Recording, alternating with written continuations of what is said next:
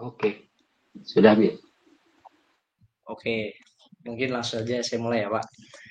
Halo teman-teman, jadi pada video ini saya Nabil Amanullah akan mencoba memandu lanjutan penyampaian materi di mata kuliah Sistem Informasi Digital.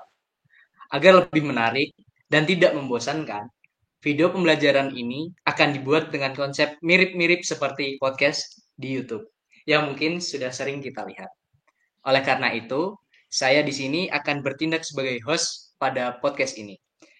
Dan tentu saja sebagai pembicara atau tamu podcast ini adalah dosen pengampu mata kuliah ini yang telah hadir juga bersama kita yakni Bapak Rangga Gelar.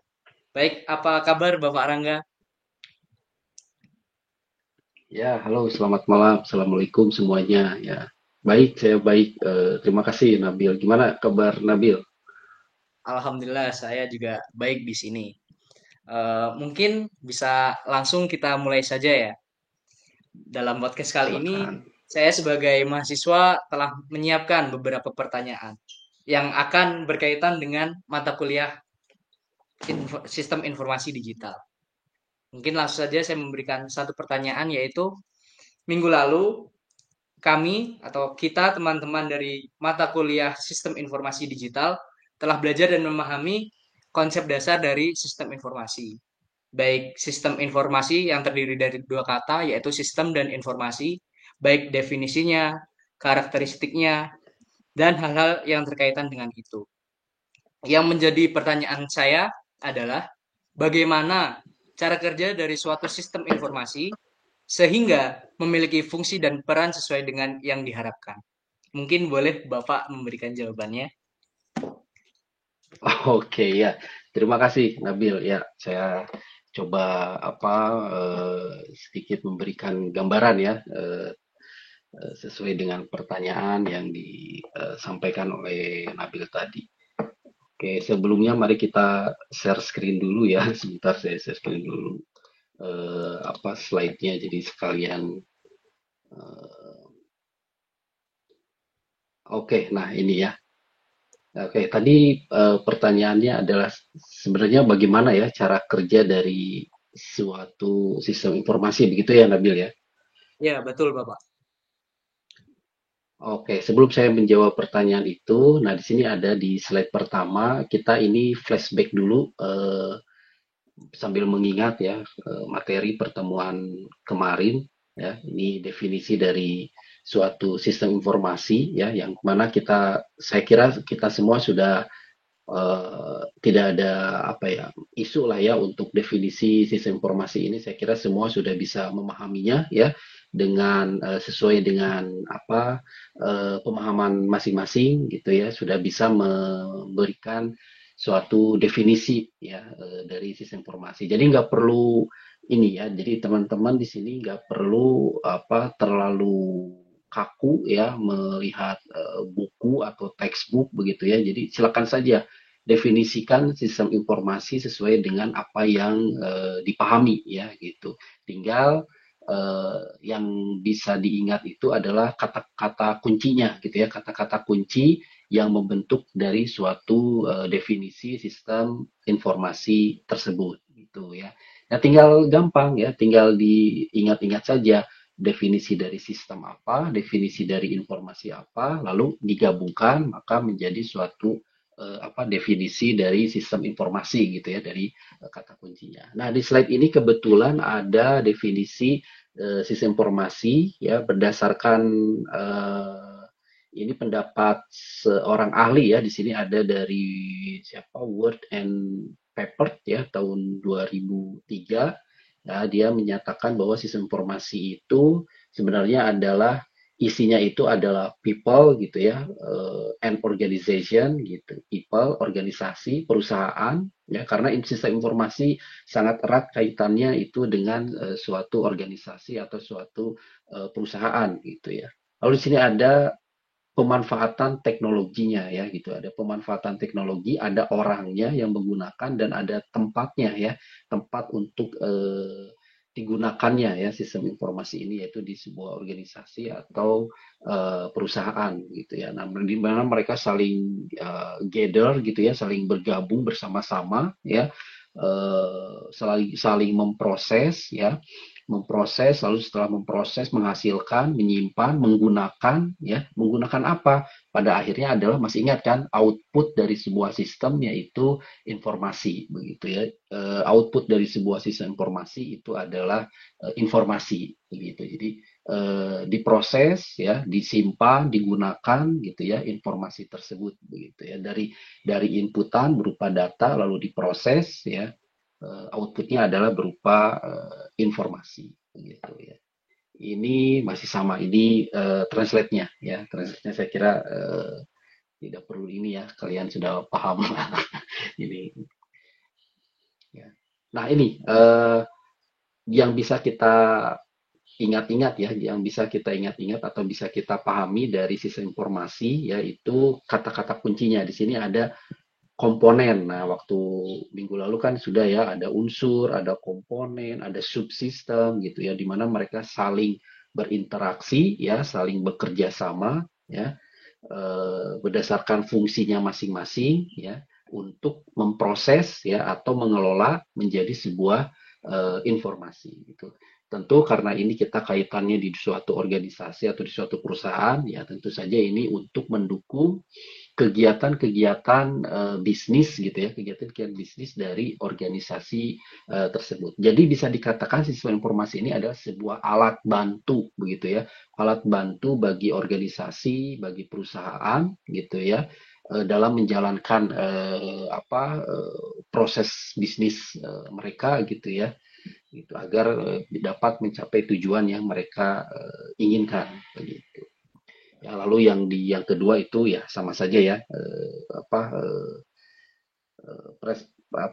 interpretasi lain dari suatu sistem informasi. Nah, sekarang masuk ke pertanyaan Nabil tadi ya, bagaimana jadinya cara kerja dari suatu sistem informasi tersebut begitu ya. Nah, di sini ada gambar ilustrasi yang dapat, menurut saya ini dapat menggambarkan ya bagaimana cara kerja dari suatu sistem informasi ya, berdasarkan definisi dari sistem informasi itu sendiri ya tadi, bahwa mereka atau sistem informasi ini terdiri dari komponen-komponen gitu ya. Nah, komponen-komponennya itu apa saja? Nah, di sini nih di gambar ini ditampilkan nih ya. Ini ada informasi tadi, ada people ya, ada orang, ada prosedur ya atau proses bisnis. Nah, nanti menarik nih ya tentang proses bisnis, mungkin nanti kita bisa explore lebih mendalam ya tentang proses bisnis itu apa gitu ya. Nah, pada dasarnya sistem informasi ini dia kan ingin apa di sini ya, di sini ingin mencoba gitu ya untuk mencapai target atau tujuan gitu. Nah, tadi ya sebagai alat bantu. Sistem informasi ini adalah sebagai alat bantu untuk mencapai atau menuju ke target gitu ya, ke target yang ingin dicapai oleh suatu organisasi atau perusahaan. Nah, cara kerjanya ya di sini, di mana komponen-komponen yang tadi disebutkan, mulai dari people, informasi, ya, lalu ditambah. Nah, ini ditambah dengan, karena kita berbicara tentang sistem informasi berbasis digital, begitu ya. Nah, maka di sini ada pemanfaatan teknologi informasinya, gitu. Jadi sebenarnya ya, ini perlu disclaimer dulu saya ya, ini bahwa sistem informasi itu sebenarnya bukan hanya yang berjalan di komputer begitu ya, sebuah perangkat lunak atau software atau aplikasi, bukan ya. Sistem informasi itu bisa saja masih dalam bentuk pekerjaan manual tanpa bantuan teknologi, itu juga bisa dikatakan sebagai sistem informasi ya, jika mendukung atau memenuhi unsur-unsur atau komponen-komponen dari sistem informasi. Nah, tapi itu kita kesampingkan dulu ya. Sekarang kita berbicara tentang, lebih kita khususkan ya, berbicara tentang sistem informasi di dengan pemanfaatan teknologi informasi. Nah, makanya di gambar ini ada komponen yang ketiga, yaitu teknologi informasi. Di dalamnya itu bisa ada perangkat keras, mungkin Nabil dan teman-teman sudah ini ya sudah familiar ya dengan kata-kata istilah perangkat keras ya. Lalu di sini ada perangkat lunak ya, software gitu atau aplikasi ya di mana alat IT ini ya teknologi informasi ini digunakan untuk tadi membantu pemrosesan gitu ya, pemrosesan data atau inputan dari sistem tersebut ya. Nah, untuk nantinya menjadi sebuah informasi gitu. Nah, apa saja data yang dibutuhkan ya, yang data yang bisa kita gunakan gitu ya di dalam sistem informasi ini ya. Banyak ini ya.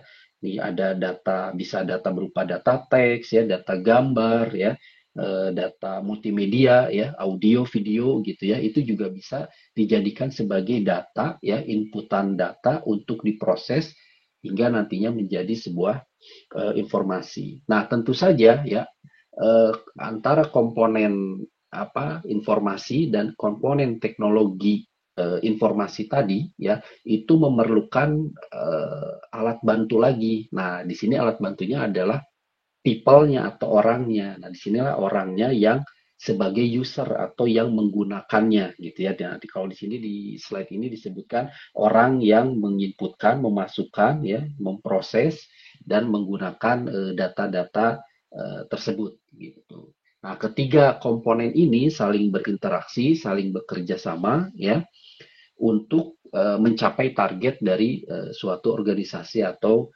suatu perusahaan.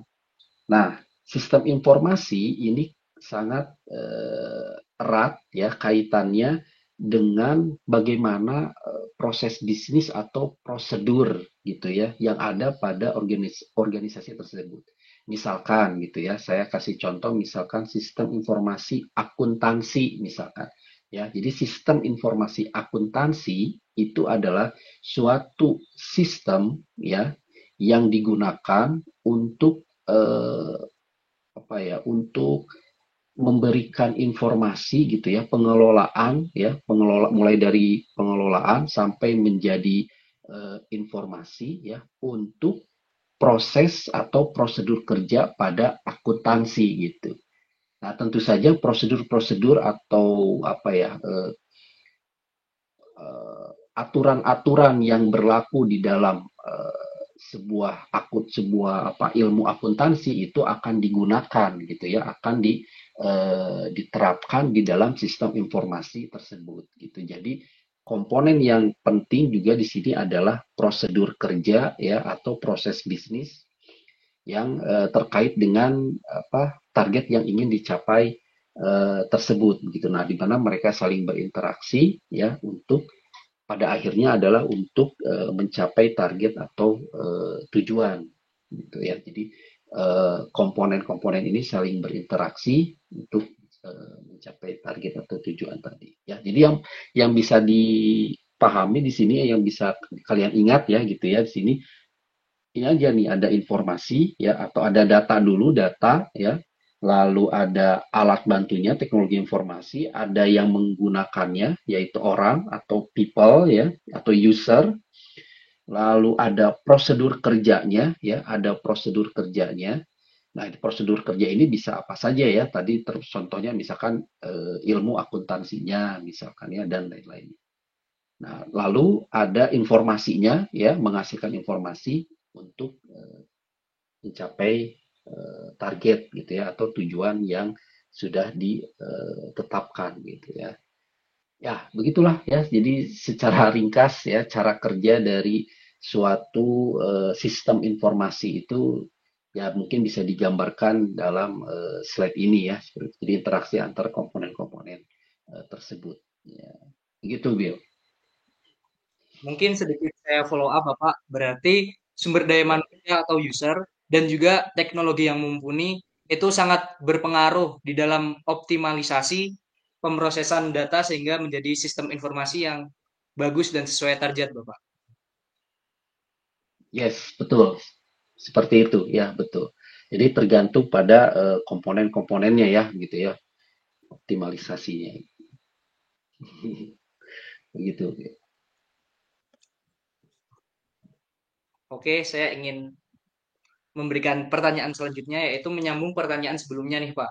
Jadi, apa peran dan fungsi dari sistem informasi pada suatu organisasi atau perusahaan?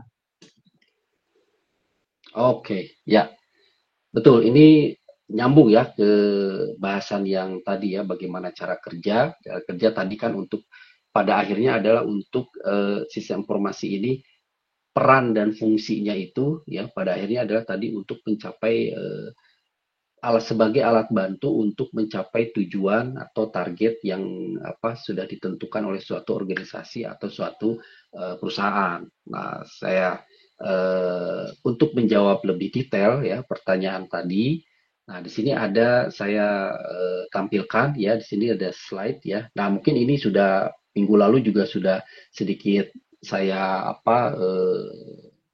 sampaikan ya mengenai tingkatan atau level manajemen. Jadi peran dan fungsi dari suatu sistem informasi itu sangat erat kaitannya dengan piramida ini ya, piramida level manajemen ini gitu ya. Mungkin kalian juga teman-teman di sini ada yang sudah paham atau sudah mempelajari ini ya. Nah, di sini ada mulai dari top ya, paling atas ya, top level manajemen, lalu ke bawahnya ada middle level manajemen dan low level manajemen. Nah, peran dan fungsi dari suatu informasi itu tergantung pada tingkatan level piramida manajemen ini, gitu ya. Di mana ya di slide ini ya setiap masing-masing tingkatan itu memiliki apa ya, memiliki problemnya masing-masing begitu ya, memiliki apa cakupan apa istilahnya itu perannya masing-masing begitu ya, memiliki perannya masing-masing yang berbeda ya setiap level tingkatan manajemennya. Nah, sistem informasi ya itu adalah untuk mendukung peran dan fungsi dari piramida level manajemen ini gitu. Contoh ya kita mulai dari yang low level ya, dari mulai yang low level manajemen itu biasanya operasional ya, biasanya operasional ya. Ini minggu lalu itu informasinya kan ada tingkatan informasi ya. Yang low level ini adalah informasi yang bersifat apa? Teknis ya, bersifat teknis. Nah, tentu saja peran dari sistem informasi untuk yang low level manajemen ini adalah untuk menyajikan atau memberikan informasi teknis gitu, informasi teknis ya seperti operasional keseharian organisasi seperti apa ya dan lain-lain. Nah, naik ke middle management di sini kalau di slide dicontohkan di sini seperti apa problem solving ya, team building ya, pengembangan talent ya, performance management dan lain-lain lah gitu ya. Nah, ini ada di sistem informasi untuk yang level apa middle ini itu untuk menghasilkan informasi yang bersifat apa taktis ya waktu minggu lalu itu informasi yang taktis gitu. Jadi perannya untuk menghasilkan informasi yang taktis. Dan yang terakhir yang top level manajemen ya. Nah, ini biasanya untuk apa?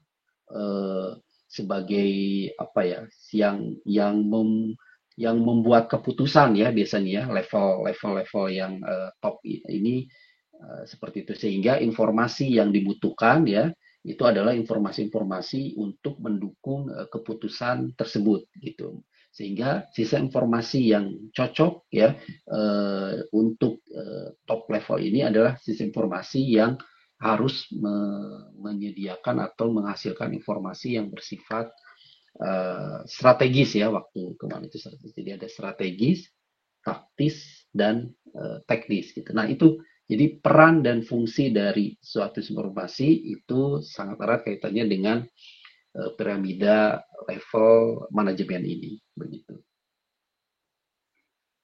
Nah, saya lanjutkan ya, saya tambahkan di sini di slide ini ya, setiap kegiatan daripada level manajemen tadi itu beda-beda kan ya, apa peran dan apa kegiatannya ya, mulai dari yang paling bawah itu biasanya untuk operasional ya, di sini ada pencatatan ya, pencatatan transaksional ya, pokoknya operasional begitu ya. naik ke menengah ya, ke middle itu untuk analisis evaluasi ya.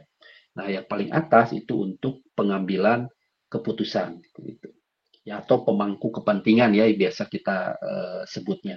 Nah, masing-masing di sini di situ ada contoh itunya ya, contoh sistem informasinya. Yang paling bawah itu contohnya SIM ya. SIM itu sistem informasi manajemen.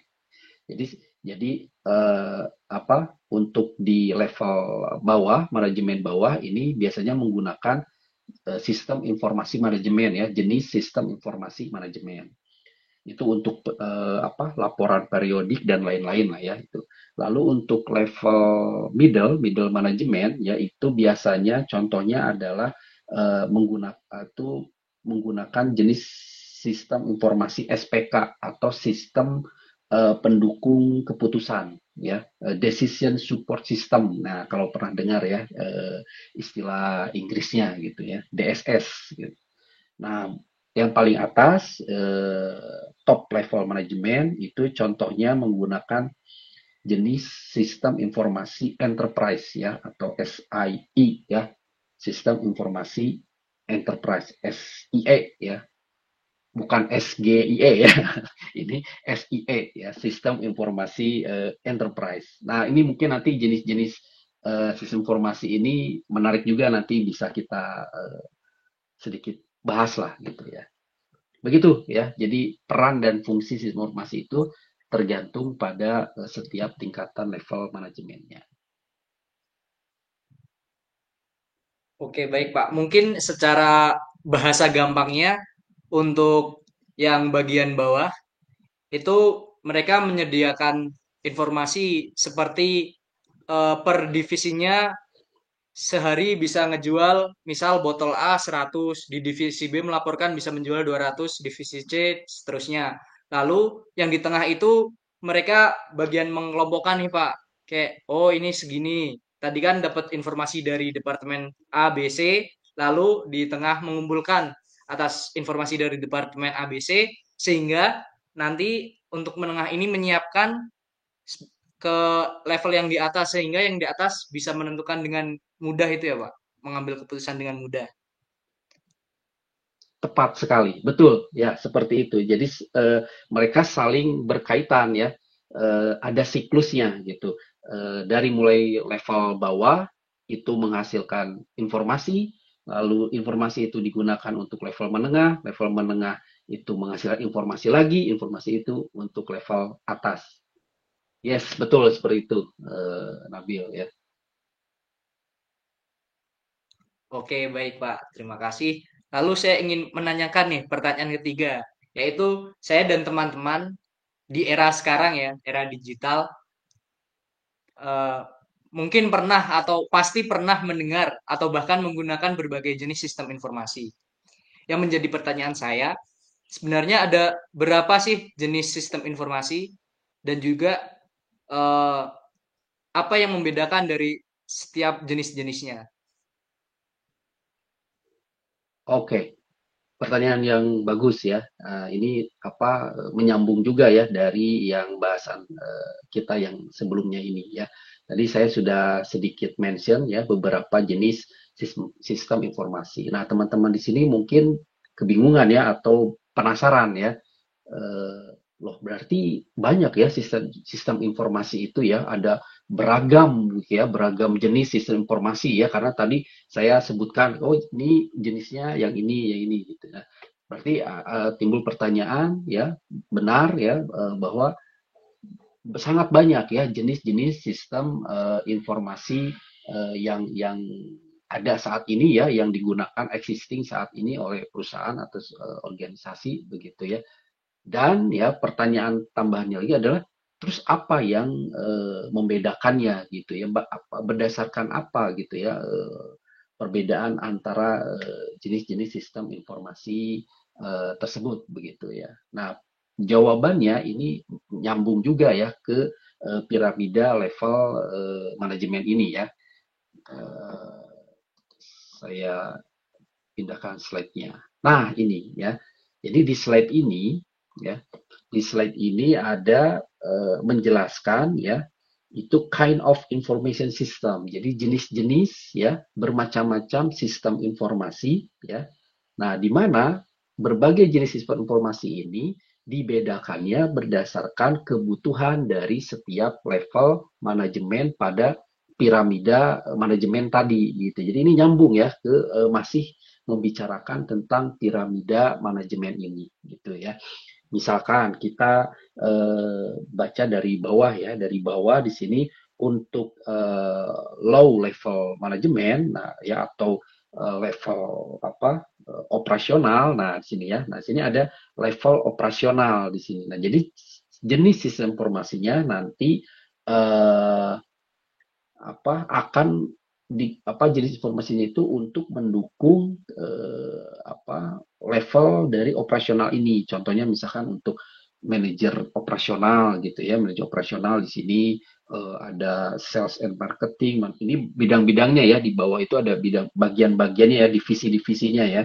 Ada sales and marketing, manufacturing, finance ya, accounting, human resource. Nah, masing-masing divisi ini kan dia punya level manajemennya gitu ya, dan punya pekerjaannya masing-masing begitu ya, punya pekerjaannya masing-masing. Nah, jenis sistem informasi ini dibedakan berdasarkan pada level manajemen tersebut begitu ya. Jadi mulai dari operasional ya, lalu di sini ada nambah lagi knowledge level ya, level pengetahuan ya, lalu level middle ya, middle manajemen ya.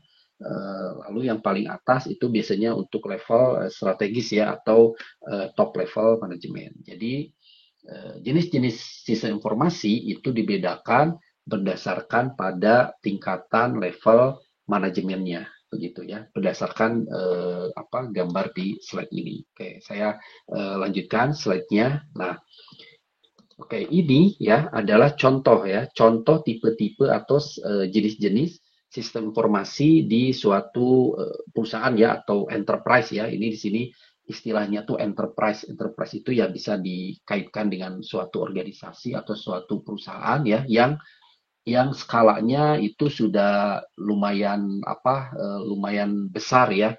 Minimal di dalam perusahaan tersebut atau di dalam enterprise tersebut itu ada divisi-divisi yang tadi disebutkan di slide sebelumnya ya. Ada divisi sales, divisi produksi, divisi human resource gitu ya. Nah, itu minimal suatu perusahaan bisa dikatakan sudah level enterprise itu jika sudah terbagi menjadi divisi ada divisi-divisi tersebut. Nah, masing-masing divisi tersebut itu membutuhkan jenis-jenis sistem informasi yang berbeda.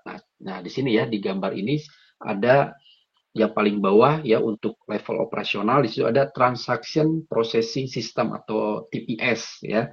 Nah, jadi ini untuk sistem informasi untuk pemrosesan transaksional operasional gitu ya, di level low level ya, low level manajemen gitu ya. Mulai di sini seperti misalkan order tracking ya, di sini ada machine control, ada payroll ya. Jadi pokoknya ini kan operasional ya sifatnya gitu. Lalu naik ya ke jenis berikutnya, ini yang digunakan oleh level knowledge ya, knowledge level system ya. Di sini ada KWS ya, knowledge work system ya, atau KWS ya, itunya disingkatnya ya. Nah, jangan salah singkatan ya. Nah, KWS gitu ya, knowledge work system ya. Dan juga ada office automation system ya itu. Nah, itu untuk knowledge level. Lalu naik lagi di level manajemen ya, manajemen level system. Di sini ada, nah, yang tadi ya ada DSS ya, Decision Support System, sistem pendukung keputusan. Lalu ada Management Information System ya, MIS gitu ya. Nah, ini untuk level manajemen. Lalu yang paling atas itu ada level strategik ya. Nah, ini contohnya misalkan ada istilahnya Executive Support System gitu ya. Nah, itu jadi yang bagian kiri ini ya, yang bagian kiri ini adalah eh, jenis-jenis sistem informasi yang ada ya saat ini di enterprise, di perusahaan ya, itu dibedakan itu berdasarkan level dari manajemennya gitu. Nah, ini banyak, jadi sistem informasi itu banyak gitu. Nah mungkin nanti oleh oleh praktisi nanti kalau memungkinkan ya akan dijelaskan lebih detail, lebih mendalam ya seperti apa itu decision support system gitu ya, apa itu executive support system, yang seperti apa sih tampilannya, bentuknya atau cara kerjanya seperti apa. Nah itu mungkin nanti oleh praktisi ya biar lebih up to date gitu ya, lebih up to date kan. Tentu kalau praktisi kan mereka menggunakannya sehari-hari begitu kan ya, begitu. Nah itu eh, kalau misalkan di dunia kampus itu juga ada, di dunia kampus itu juga menggunakan sistem informasi juga tentunya gitu. Nah contohnya misalkan ya untuk di level operasional ya, di level operasional itu contohnya misalkan spot ya, spot itu adalah contoh sistem informasi di level operasional gitu, karena itu digunakan secara berkala gitu ya, hampir setiap hari itu digunakan kan ya oleh kita di level operasional, sehingga itu bisa dikatakan sistem informasi di level operasional. Nah spot itu ya, lalu di atas spot ya itu mungkin saja di atas spot itu ada lagi mungkin sistem yang khusus untuk misalkan mendukung keputusan bagi para dekan misalkan gitu ya. Nah itu misalkan seperti mata kuliah eh, yang menggunakan project based method misalkan berapa atau ada sebagaimana misalkan kayak gitu ya. Nah itu ada lagi misalnya, terus untuk di tingkat rektor juga mungkin ada lagi sistem informasi untuk penyajian informasi kepada rektor gitu ya. Nah itu di dunia kampus juga ada gitu ya. Jadi di setiap enterprise itu untuk saat ini sudah menjadi kebutuhan ya, sistem informasi ini sudah menjadi kebutuhan. Jadi saya kira kita ya teman-teman semua di sini tidak ada tidak eh, tidak tidak rugi lah gitu ya untuk belajar ini, karena ini ya akan terus digunakan dan bahkan sudah menjadi kebutuhan ya, kebutuhan bagi suatu enterprise begitu. Oke, saya lanjutkan ya, saya lanjutkan. Nah, ini jenis-jenis tadi ya, masih yang sama secara lebih detailnya ya. Ini contoh misalkan dari setiap divisinya ya. Ini misalkan divisi accounting misalkan ya, untuk di bagian paling bawah itu ada misalkan invoice ya, payment gitu ya, seperti itu. Lalu ke atasnya financial forecast ya, dan seterusnya. Ini bisa kalian baca lah ya, bisa dibaca. Ini contoh nah ini yang tadi disampaikan oleh Nabil ini ya, bahwa dari mulai level operasional ya, transaction processing system misalkan ini menghasilkan informasi ya. Nah informasi tersebut digunakan untuk di level manajemen gitu ya, di level manajemen. Level manajemen menghasilkan output berupa informasi penjualan setiap bulannya misalkan gitu ya. Nah informasi itu akan digunakan oleh bagian top level atau bagian strategik untuk mendukung keputusan misalkan. Nah ini ya gambaran yang tadi saling siklus gitu ya, saling siklus dari bawah ke atas gitu. Nah ini beberapa yang bisa saya rangkum gitu ya, jenis-jenis informasi yang ada di enterprise atau di perusahaan ya, mulai yang tadi ada TPS Transaction Processing System ya, sampai ke bagian eksekutif ya, dan interorganizational system juga termasuk ya. Ini menjelaskan ya secara singkat lah ya apa itu TPS gitu ya. Nah, kalau ini ya intinya untuk mengelola secara transaksional gitu ya. Tadi sudah sedikit dibahas ya. Inputannya adalah berupa data-data daily ya, data-data harian atau data-data rutin ya, seperti tadi penjualan gitu ya, invoice gitu kan, dan lain-lain. Nah, itu prosesnya itu ya ada sorting, ada apa misalkan ya. Outputnya biasanya berupa laporan aja kan ya, laporan kayak laporan absensi karyawan gitu kan ya, laporan apa penjualan per hari ini misalkan gitu ya, itu operasional.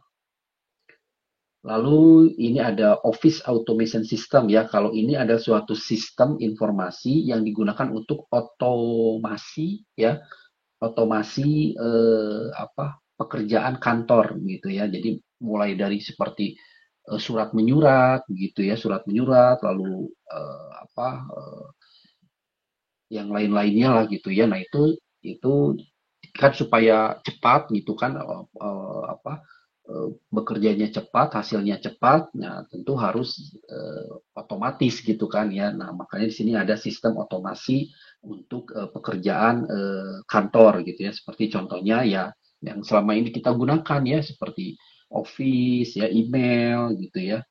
Nah, itu masuknya ke dalam sistem otomasi perkantoran gitu ya. Ini untuk apa mendukung saja ya supaya lebih cepat proses di pekerjaan di kitanya ya di kantornya. Lalu ini ada knowledge work system ya, sistem informasi yang membuat dan mengintegrasikan ya pengetahuan baru ke organisasi gitu ya. Contohnya yang paling umum itu ada KMS atau Knowledge Management System. Ini apa yang waktu minggu lalu saya sampaikan ya, saya beri contoh misalkan Nabil bekerja di suatu perusahaan sudah lama ya, bekerja di situ bahkan hanya Nabil yang tahu gitu ya bagaimana cara kerja di situ begitu ya, bagaimana jadi Nabil sudah benar-benar mengetahui ya luar dalam pekerjaan Nabil di perusahaan itu. Tapi secara mendadak misalkan Nabil apa resign atau keluar misalkan dari perusahaan tersebut, nah itu kalau tidak ada knowledge management system itu perusahaan akan kelimpungan gitu ya. Nah, karena selama ini Nabil yang menghandlenya. Nah, kalau misalkan meng-hire apa tenaga baru ya, karyawan baru ya.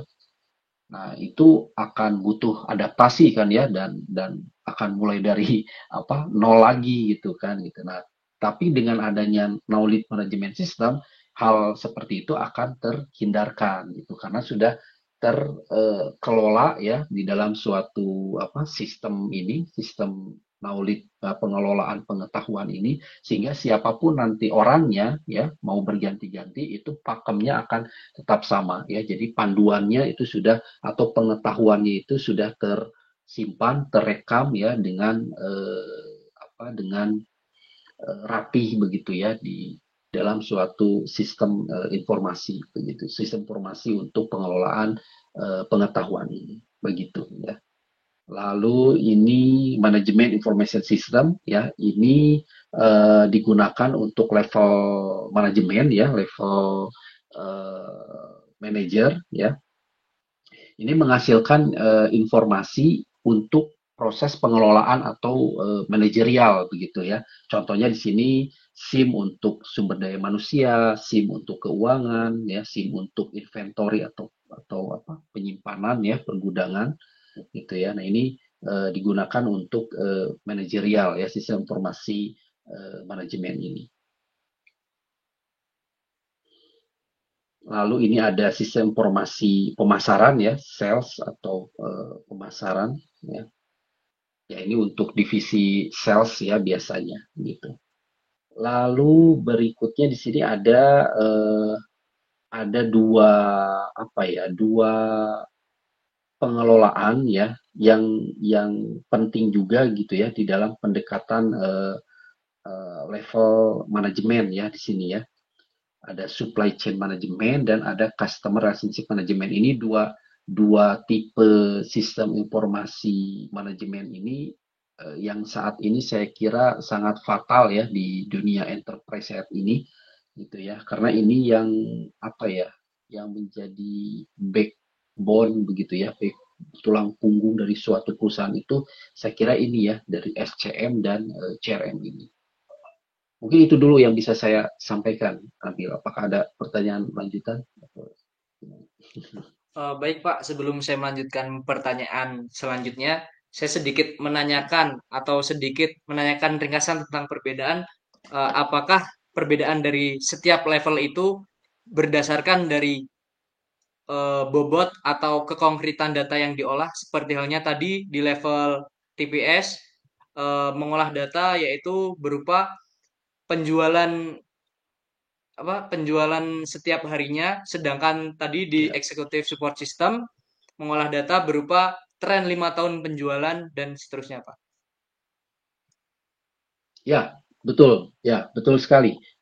Jadi betul apa berdasarkan inputan datanya ya yang membedakan antar sistem informasi itu ya gitu. Jadi tergantung inputan datanya apa, maka outputnya juga nanti beda juga gitu kan gitu.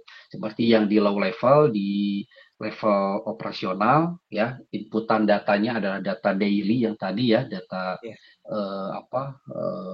data penjualan per hari, invoice, payment dan lain-lain seperti itu. Nah, maka tentu saja outputnya berupa informasi ya untuk level operasional begitu, untuk level operasional.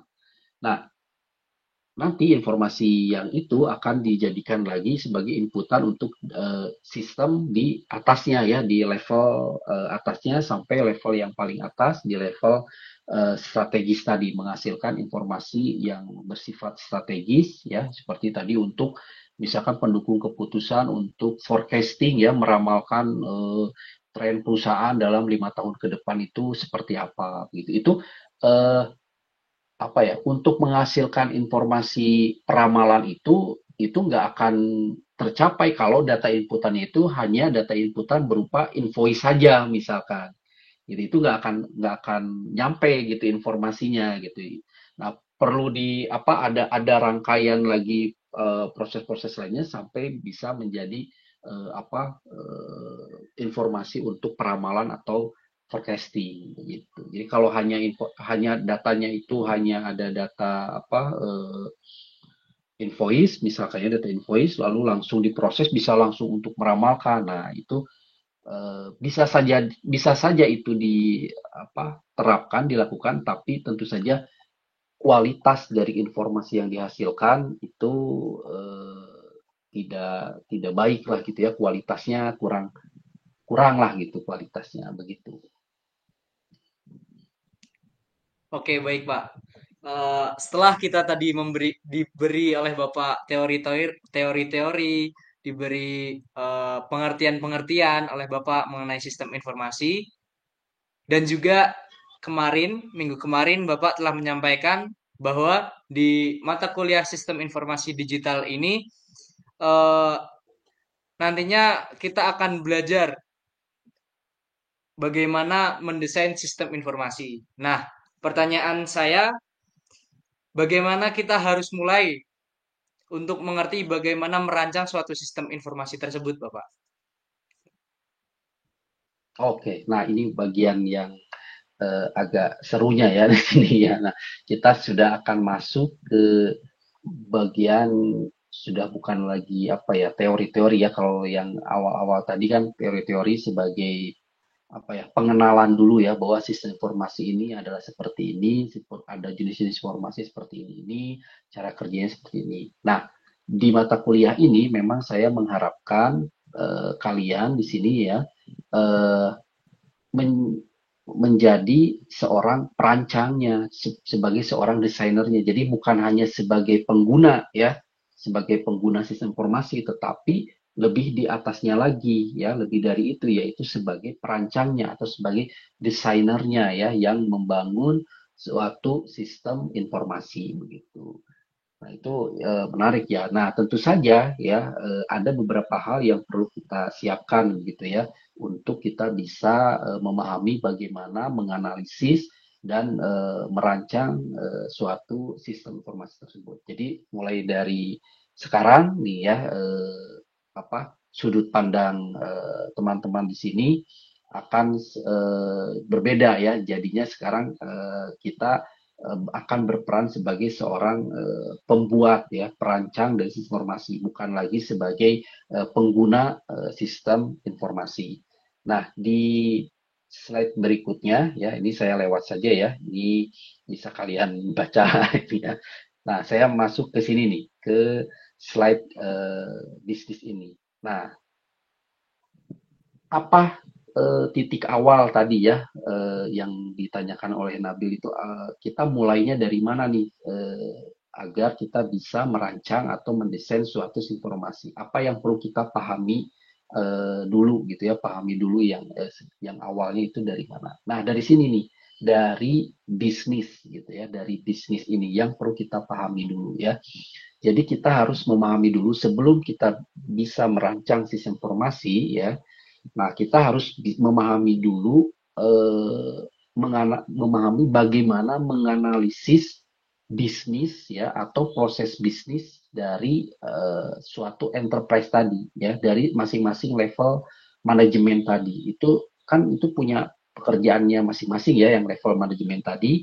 Nah, setiap pekerjaannya itu dia punya aturan-aturan yang berlaku atau istilahnya itu punya proses bisnis atau prosedur ya, balik lagi ke yang awal tadi ya, memiliki prosedur kerja atau proses bisnis yang berlaku di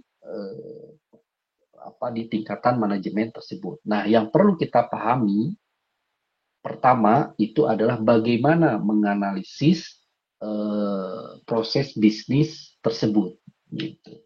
Nah, tapi sebelum ke situ, di sini ada beberapa teori yang menjelaskan tentang apa ya, tentang bisnis ya. Kalau saya kira ini nggak perlu dijelasin ya, kalian harusnya sudah apa ya, sudah menguasai lah ya mengenai bisnis ini ya. Nah, tapi nggak apa-apa ini mumpung slide-nya ditampilkan ya. Jadi bisnis secara etimologi ya, waduh ini istilahnya agak ini ya agak berat nih. Secara etimologi, jadi bisnis adalah keadaan di mana seseorang atau sekelompok orang sibuk melakukan pekerjaan untuk menghasilkan keuntungan atau profit. Ya udah jelas ya, kalau ngomongin bisnis sudah pasti cuan gitu ya, Nabil ya. Udah pasti ngomongin keuntungan. Ya itu bisnis, kayak bisa saya lewat lah ya. Kalau di sini ada fungsi bisnis ya. Fungsi bisnis kegiatan menciptakan nilai atau value dari suatu produk ya yang semula kurang bernilai setelah diubah atau dimanipulasi atau dikelola ya atau apapun itu ya, sehingga berubah bertransformasi menjadi dapat memenuhi kebutuhan pelanggan atau konsumen. Nah, itulah fungsi dari bisnis gitu ya. Nah, ini saya kira sudah paham lah ya. Kumpulan aktivitas yang menggunakan sejumlah input dan membuat output yang merupakan keuntungan bagi customer. Oke, itu fungsi-fungsi bisnis dan lain-lainnya banyak nih ya. Mengubah bentuk, memindahkan tempat produk, mengubah kepemilikan, menunda waktu kegunaan, ya, itu fungsi utama bisnis dalam menciptakan produk dan lain-lainnya, ya, masih banyak. Jadi bisnis itu apa? Kegiatan yang dilakukan oleh individu dan sekelompok orang yang menciptakan nilai, ya, creating value, menciptakan, mentransformasikan, memanipulasi suatu produk, ya, atau barang dan jasa, ya, create a good and service, ya, untuk memenuhi kebutuhan si pelanggan atau konsumen tadi ya. Dan dari situ mereka mendapatkan profit atau keuntungan ya melalui sebuah transaksional. Oke, saya kira itu paham lah ya. Nah, ini ada beberapa divisi atau fungsional ya, area-area fungsional ya di dalam suatu enterprise ya. Ini secara apa ya umumnya aja ya, mulai dari ada divisi marketing, sales ya, manufacturing, supply chain ya, accounting, finance dan human resources ya. Ini contoh apa ya fungsi bisnis dari setiap apa divisi-divisi tadi ya. Fungsi bisnis misalkan marketing and sales ya.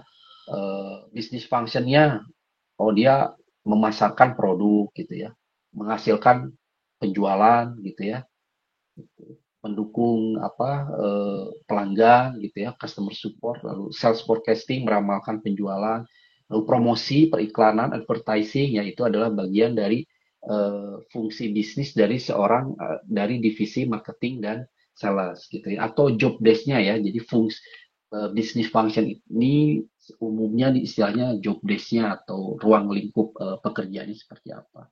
Bagian supply chain management ya. Nah, itu dia apa? Oh, dia membeli purchasing good ya, membeli bahan-bahan mentah ya, sampai apa berhubungan dengan pabrik dan lain-lain ya, produksi dan lain-lain. Accounting dan finance, bisnis functionnya apa? Nah ini, jadi kita harus memahami dulu ya fungsi-fungsi bisnis atau bisnis function atau job desk dari masing-masing divisi ini. Nah gitu ya, jadi kita harus bisa menganalisis dulu menganalisis dulu prosedur atau proses bisnis dari setiap divisi-divisi ini ya.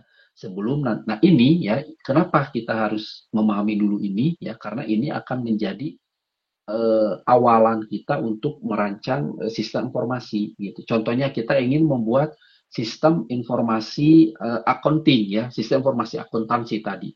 Tentu saja Nabil sebelum bisa merancang sistem informasi akuntansi, Nabil kan harus tahu dulu job desk atau fungsi bisnis function dari seorang akuntan begitu kan ya, dari seorang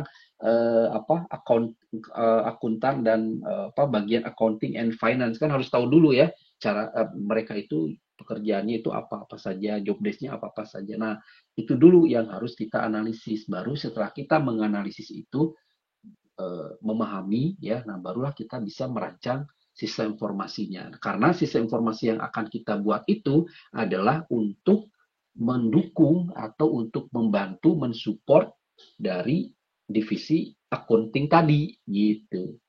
Jangan sampai nanti hasil sistem informasi yang kita buat tidak sesuai dengan eh, pekerjaan mereka begitu ya. Itu malah bukan membantu tapi malah jadi menyulitkan mereka begitu.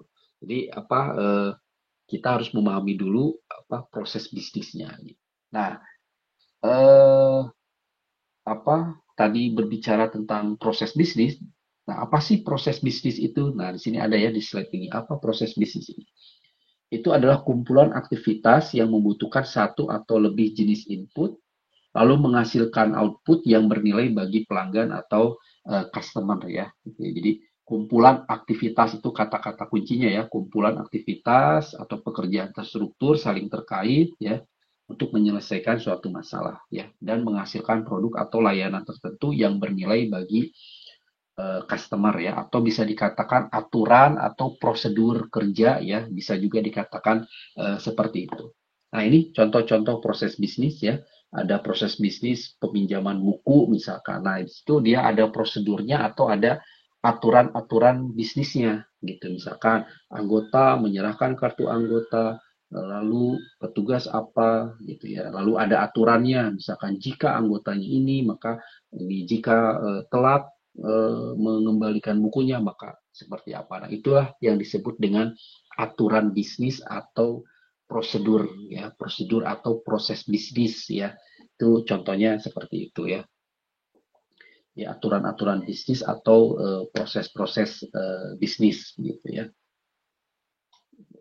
Ini salah satu tambahan lagi ya aturan bisnis tadi sebagai sumber utama kebutuhan fungsional dari suatu perangkat lunak ya atau sistem informasi yang nanti akan kita bangun ya yang akan kita rancang.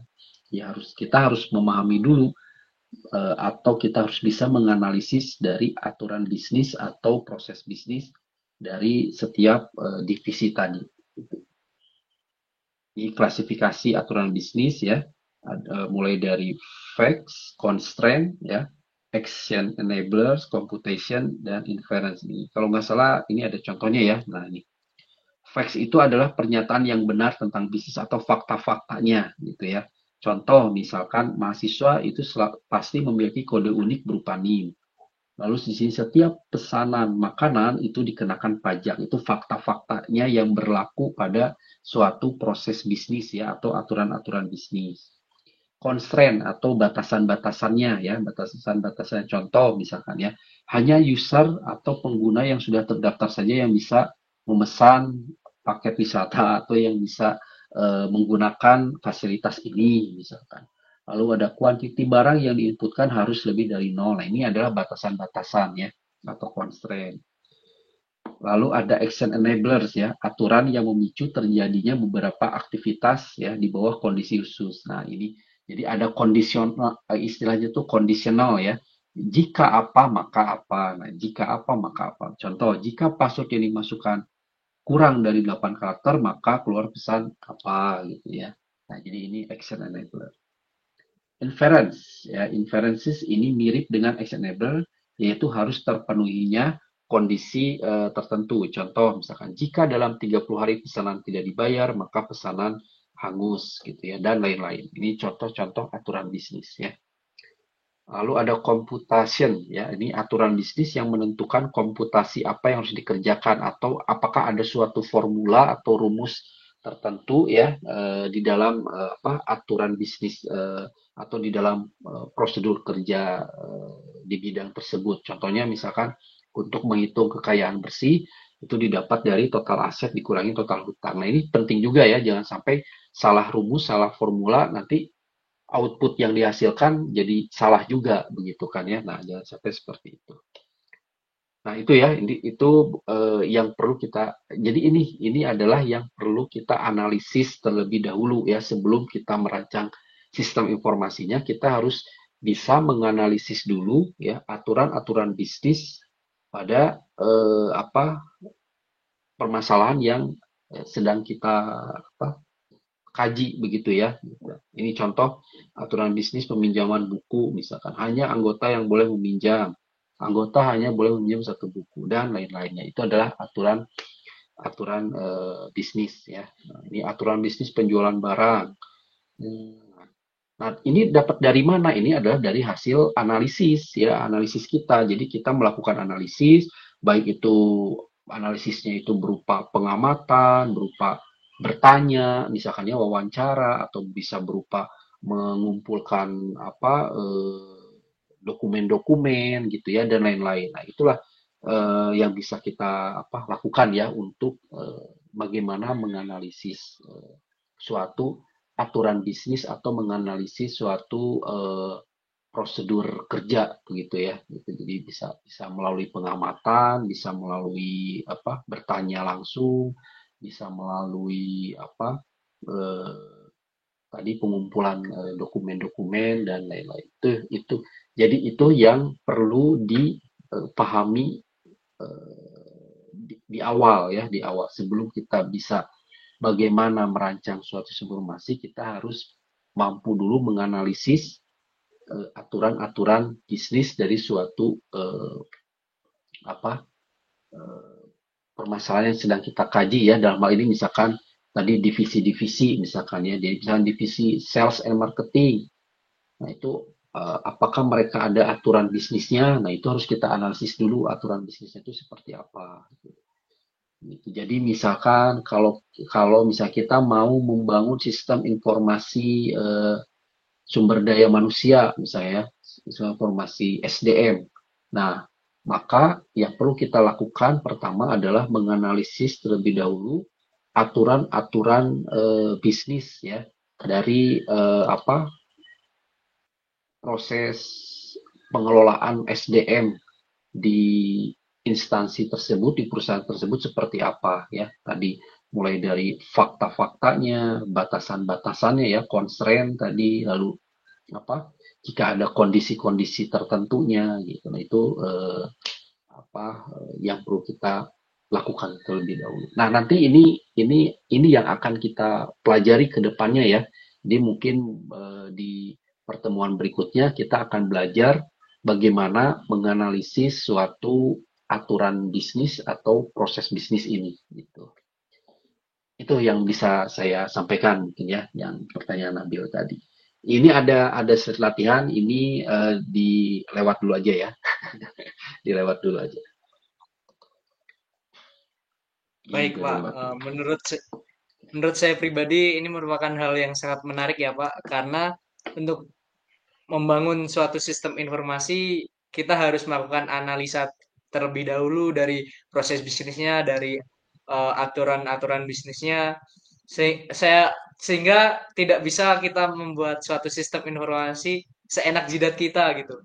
Kita harus melakukan analisis terlebih dahulu, harus mengetahui proses bisnis, aturan bisnis. Jadi menurut saya ini sangat menarik, Pak. Betul, iya, Lalu, ya. Menarik, seru ini, seru. oke, mungkin saya mengajukan satu pertanyaan lagi, Pak. Tadi kan Bapak sudah menyinggung atau menyenggol tentang SCM dan CRM. Nah, apakah Bapak bisa memberikan penjelasan yang lebih detail tentang kedua ini sehingga kita mendapatkan gambaran nih ke depannya agar lebih paham lagi mengenai contoh-contoh sistem informasi yang digunakan di suatu perusahaan. Oke, good question ya. Nah, ini kebetulan ya saya sudah menampilkan slide mengenai supply chain. Ya, betul. Tadi sudah saya apa eh, sampaikan sedikit ya bahwa di dunia enterprise saat ini ya ada dua tipe pengelolaan yang saya kira menjadi backbone atau tulang punggung bagi suatu perusahaan ya, yaitu eh, pengelolaan supply chain ya atau rantai pasok istilahnya ya, pengelolaan supply chain atau supply chain management ya, di mana supply chain management ini dia berhubungannya dengan produksi, bagian produksi ya, dapurnya gitu ya, dapurnya suatu perusahaan gitu ya, supply chain management. Lalu yang kedua itu yang berhubungan dengan eh, penjualannya yaitu CRM ya, Customer Relationship Management. Nah, dia yang mengatur, yang mengelola hubungan dengan pelanggannya, misalkan penjualannya, promosinya, iklannya, gitu ya, dan lain-lainnya gitu. Nah, jadi dua hal ini yang menjadi tulang punggung suatu enterprise ya, bagian produksinya dan bagian penjualannya gitu. Nah, saat ini ya itu sangat populer ya supply chain management dan customer relationship management ini sangat populer di dunia industri saat ini. Itu sudah sangat banyak ya sistem-sistem informasi yang bisa dimanfaatkan untuk kedua hal ini. Nah, tapi di sini tadi kita berkenalan dulu ya dengan apa itu SCM dan apa itu CRM gitu ya.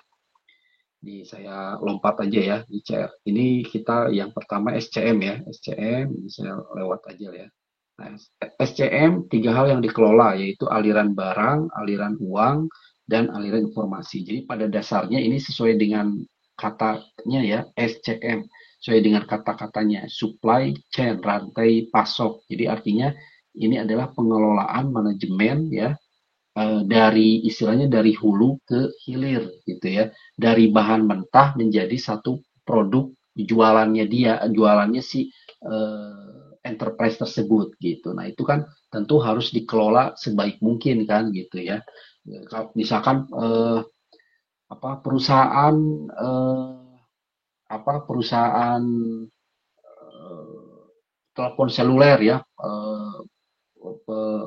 pencipta apa sih istilahnya itu, pembuat telepon seluler ya, pembuat smartphone. Nah, itu bagaimana dia dari bahan mentah menjadi produk siap pakai. Nah, itu harus dikelola kan ya, aliran-alirannya itu harus harus dikelola. Nah, ini ya. Nah, ini yang disebut dengan supply chain management ya. Terus nah ini ya, ini contoh gambaran umum. Jadi, mulai dari supplier ya, mulai dari pemasok ya, pemasok bahan mentah, tentu kan membutuhkan bahan mentah dan bahan mentahnya dari siapa ya? Dari si pemasok kan, dari si supplier. Mulai dari bahan mentah sampai menjadi diproses, diproduksi, di manufacturing ya, diproduksi sampai jadi produknya, produk jadinya, lalu sampai ke proses distribusinya yang dilakukan oleh distributor ya, dikirim ke konsumen-konsumen sampai di tahap akhir ya di toko-toko atau di retail-retail ya untuk menjual produk tersebut. Nah, itulah gambaran dari supply chain management ya. Jadi pengelolaan dari hulu ke hilir ya. Supplier, manufacturer, distributor sampai ke retail dan atau toko gitu ya. Nah, di sini ada contohnya nih. Contohnya misalkan perusahaan biskuit ya, perusahaan biskuit kaleng ya, biskuit kaleng, kemasan kaleng gitu kan. Nah, di sini apa saja pihak yang terlibat dalam rantai pasoknya atau dalam supply chain-nya? Tentu saja mulai dari bahan mentah sampai produk jadi kan butuh supplier ya, butuh supplier untuk bahan-bahan mentahnya. Di sini ada bahan mentahnya itu ada gandum, ada penghasil tebu, ya, ada garam, ada gula mungkin ya, ada apa lagi misalkan, dan aluminium untuk si kalengnya ya, untuk bahan kalengnya, penghasil aluminium ya. Lalu di sini ada bagian manufacturingnya ya, yang memproduksinya, pabriknya ya, ada pabrik tepung terigunya, pabrik gulanya, pabrik lain-lainnya ya. Lalu setelah itu ada distributor garam ya, distributor garam, lalu ada pabrik kalengnya, ada pabrik biskuitnya, ada distributor biskuitnya sampai ke retailnya, ke supermarketnya gitu ya. Nah, inilah gambaran skema dari supply chain perusahaan biskuit tadi ya. Mulai dari angka 1, 2, 3, 4 tadi itu adalah supplier ya, suppliernya. Lalu dari supplier itu 5, 6, 7, 8-nya itu manufacturingnya ya. 5, 6, 7, 8 itu manufacturingnya ya. Sampai ke 9, 9 itu apa di sini pabrik biskuitnya ya, digabunginnya ya, di digabungin di pabrik biskuitnya ya, lalu ke 10 itu ke distributornya, dan terakhir ke retail atau tokonya. Nah, ini adalah gambaran dari supply chain manajemen. Nah, tentu saja kan ini adalah bisa dikatakan hal yang rumit ya, jika hal yang rumit apabila tidak dibantu dengan sebuah sistem informasi. Saya kira kebayang ya, suatu perusahaan itu tanpa bantuan sebuah sistem informasi untuk menghandle supply chain ini ya, pengelola supply chain ini tentu saja akan sangat kesulitan gitu ya. Ya, supply chain management. Nah, itu mungkin gambaran umum yang bisa saya sampaikan ya mengenai supply chain management. Jadi pada intinya supply chain management itu apa? Ini nih gambaran struktur SCM-nya ya. Ini dari hulu ke hilir ya, dari supplier sampai si produknya nyampe ke tangan kita sebagai konsumen gitu. Ya, ini nanti bisa dibaca saja ya. Tujuan SCM, SCM fokus pada efisiensi integrasi ya, tadi antara supplier, perusahaan, gudang, ya, pasar, ya, untuk menjual dan mendistribusikan barang, ya, dalam, ya, nah ini efektif, efektif dan efisiensinya di sini, jumlah yang tepat, lokasi yang tepat, waktu yang tepat. Gitu. Untuk apa? Untuk meminimalkan total biaya dan untuk memenuhi kebutuhan pelanggan.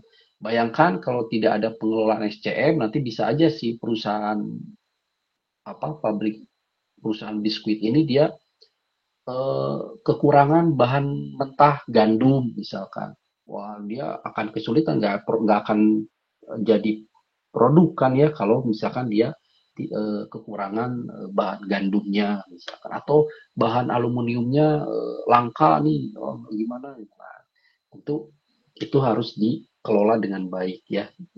Itu SCM ya, saya kira lainnya bisa bisa dibaca ya, bisa dibaca silakan. Nah, ini bisa dibaca lah tantangan-tantangan ya, dan tugas ini kita lewat dulu tugas. Nah, yang terakhir ya, ini yang terakhir ini CRM ya. Nah, kalau CRM ini adalah pengelolaan yang bersentuhan langsung dengan konsumen ya, mengintegrasikan proses bisnis ya yang berinteraksi langsung dengan konsumen. Kalau ini CRM ini dia gimana mikirin proses penjualannya, Bill, gitu. Kan kalau tadi SCM itu bagaimana proses produksinya sampai ke retail atau toko. Nah, kalau CRM ini bagaimana menjaga konsumen gitu ya, konsumen kita agar tetap loyal ya pada produk kita itu seperti apa. Nah, itu kerjaannya dari si CRM ini gitu ya. Ini ya. Jadi ada siklusnya nih ya. Siklus CRM itu ada 3 nih. Ada acquire, menciptakan konsumen baru. Bagaimana menciptakan konsumen baru ya? Tadi apakah melalui promosi, iklan dan lain-lain. Lalu retain, retain itu mempertahankan konsumen atau pelanggan ya, dengan cara ya bisa meningkatkan pelayanan atau lain-lain ya. memberi diskon, memberi apa misalnya. Lalu enhance ya, enhance itu meningkatkan hubungan dengan konsumen supaya lebih baik lagi, supaya lebih berkualitas lagi lah gitu ya pelayanannya itu. Nah, jadi ada apa siklus CRM ya, ada acquire, retain dan enhance ya.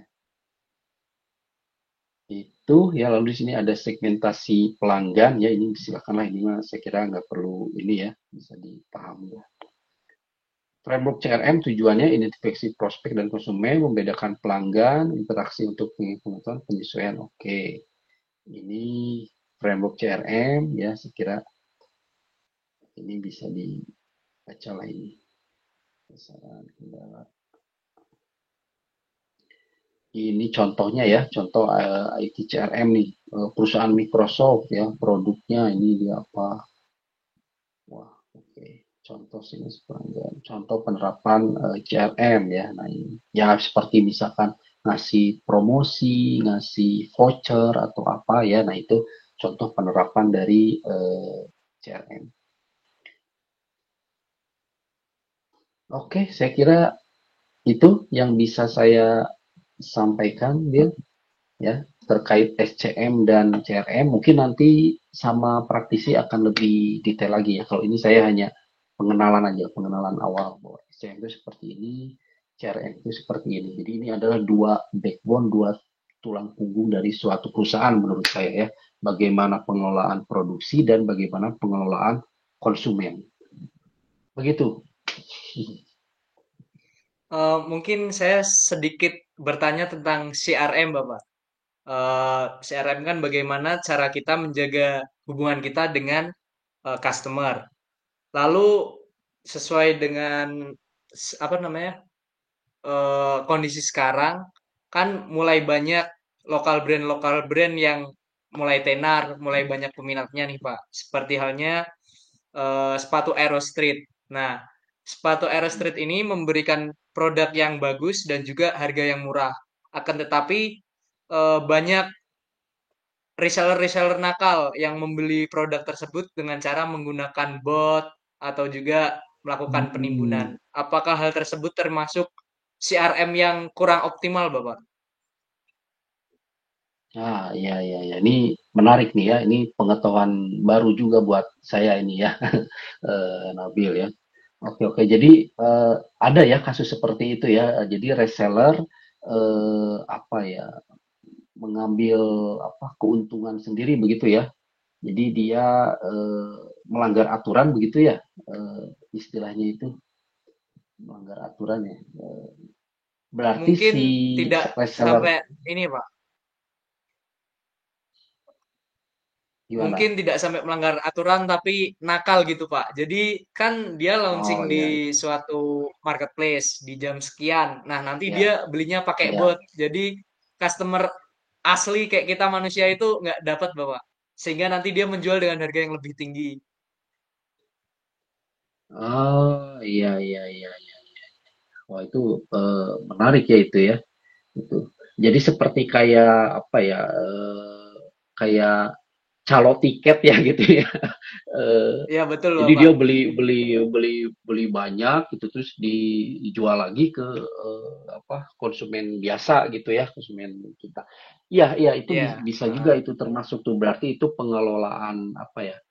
Relationship customer-nya itu berarti apa kurang baik ya, kurang kurang terkelola dengan baik. Nah, itulah dari pentingnya suatu apa CRM ya dan apa SCM dalam suatu perusahaan ya untuk menghindari kasus-kasus seperti yang tadi disebutkan begitu.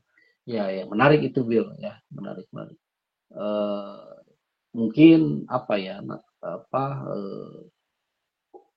bisa membuat sistem deteksi robotnya mungkin ya, sistem deteksi si botnya gitu ya, atau seperti apa untuk menghindari apa kasus-kasus yang seperti itu. Ya itu, jadi kita harus menganalisis dulu dari awal seperti apa permasalahannya seperti apa, nah, itu baru kita bisa memberikan solusi yang yang diharapkan seperti apa. Gitu, Bill.